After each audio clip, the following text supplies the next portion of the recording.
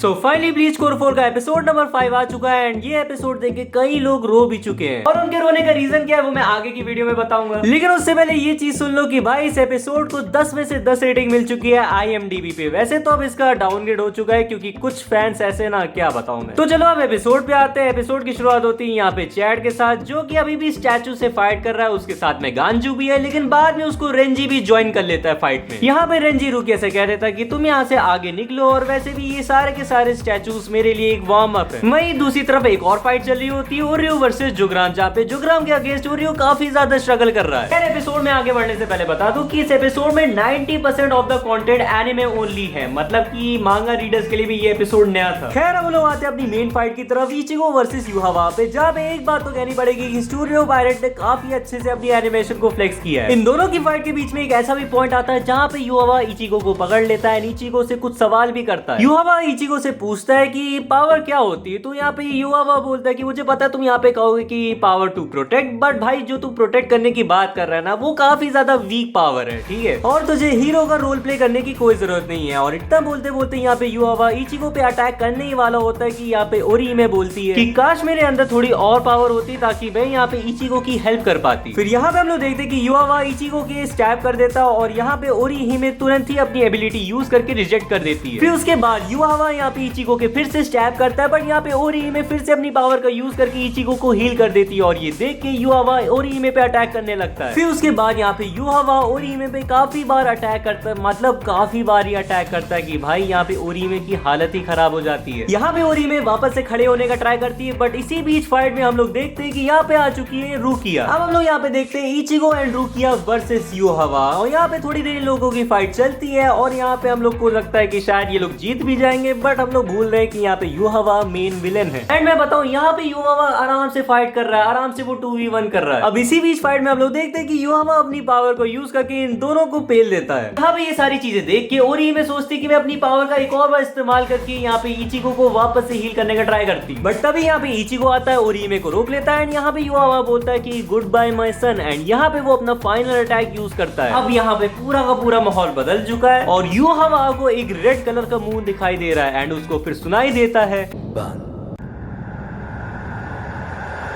And फिर उसके बाद यहाँ पे हमें इचिगो का पूरा लुक दिखाया जाता है। ब्रो ये पूरा ब्लड चेन फॉर्म इचिगो का, bro that was something else. भाई सबसे अच्छी बात है ना कि यहाँ पे स्टूडियो पायरेट ने जो एनिमेशन करी है उसका लुक दिखाने में और यहाँ पे पीछे बैकग्राउंड म्यूजिक का यूज करना हो चाहे यहाँ साउंड इफेक्ट्स का यूज करना हो, ब्रो मैं सच्ची बता रहा हूँ यहाँ पे जो एक साल यहाँ पे ब्लीच वालों ने लिया था ना ये कोर 4 एनिमेट करने के लिए, आप लोग देख पा रहे कि क्यों यहाँ पे इतना टाइम लिया गया था। एंड फिर उसके बाद हम लोग देखते हैं the best Getsuga Tensho ever in Bleach. भाई ये एपिसोड परफेक्ट 10 on 10 है एंड इसको जिसने भी डाउनग्रेड करने की कोशिश करी है ना मैं कहता हूँ तुम बाढ़ में जाओ। खैर हम लोग एपिसोड में आगे बढ़ते हैं जहाँ पे युहावा इचिगो से अभी भी कहता है कि भाई ये जो तेरी पावर है ना अभी भी मेरे सामने वीक है एंड ये से बोल नहीं रहा होता ये भाई करता भी है, क्योंकि भाई अब यहाँ पे इचिगो और रुकिया वापस से टीम अप कर लेते हैं एंड रुकिया यूज करती है अपनी बंकर और इचिगो यहाँ पे युहावा को अपनी ब्लड चेन से पकड़ लेता है एंड रुकिया अपने बंकर का यूज करके युहावा को पूरा का पूरा फ्रीज कर देती है। एंड इसी मौके का फायदा उठा के यहाँ पे इचिगो यूज करता है गेत्सुगा टेंशो, बट यहाँ पे फिर भी युहावा इन दोनों को ओवर पावर्ड कर देता है। अब हम लोग यहाँ पे देखते हैं कि युहावा की स्वॉर्ड यहाँ पे रुकिया के आर पार हो रखी है एंड यहाँ पे इचिगो के भी हाल बुरे हैं क्योंकि यहाँ पे इचिगो के सर के ऊपर उसने अपना पैर रखा है एंड उसको स्टैब भी करके रखा हुआ है। अब यहाँ पे हम लोग देखते हैं एक और पावर अवेकनिंग, वो भी ओरिहिमे की। यहाँ पे हम लोग देखते हैं कि यहाँ पे ओरिहिमे इचिगो को बचाने के लिए अपनी लाइफ खुद की सैक्रिफाइस कर देती है, वो फाइनली अपना फाइनल रिजेक्शन यूज करती है। एंड यहाँ पे हम लोग थोड़ा इमोशनल सीन भी देखते हैं, मतलब कि भाई मैं भी रोने लगा था ये सीन देख के क्योंकि